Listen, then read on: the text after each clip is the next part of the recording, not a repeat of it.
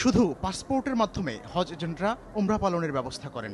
এক্ষেত্রে পুলিশের তদন্ত রিপোর্ট কিংবা মন্ত্রণালয়ের অনুমতিও প্রয়োজন হয় না, তাই সরাসরি কোনো তত্ত্বাবধান বা নজরদারি থাকে না সরকারের।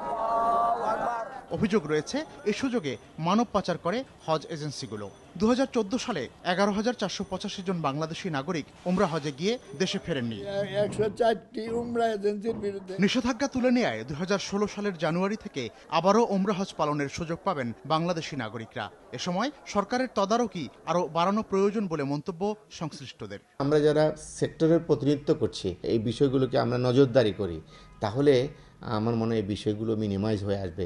স্পেশালি উমরা এবং হজের বিষয়টা আরও তীক্ষ্ণ নজরদারি করার দরকার। রোহিঙ্গা তারা পাসপোর্ট পাইলো কিভাবে? দেখে শুনে উমরা যাত্রীদেরকে পাঠানোর ক্ষেত্রে ডিউ সিস্টেম করে, তাহলে উমরা যাত্রীগুলি প্রপার যারা উমরা করার জন্য যায় তারা যাবে, থেকে যায় এমন লোক যাওয়ার সুযোগ আর থাকবে না। হজ এজেন্টদের সংগঠন হাবের পরামর্শ, মানব পাচার সহ অন্যান্য অনিয়ম ঠেকাতে সৌদি সরকারের সঙ্গে সমন্বয় আরও জোরদার করতে হবে।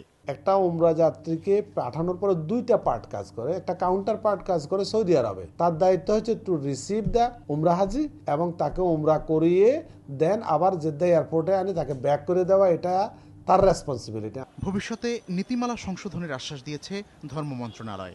এই ৭০টা পাঠাইতে পারবে এখন থেকেই।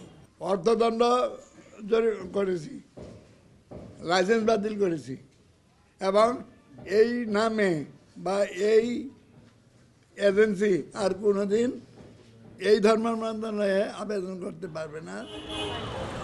মিজানুর রহমান কবির, সময় সংবাদ, ঢাকা।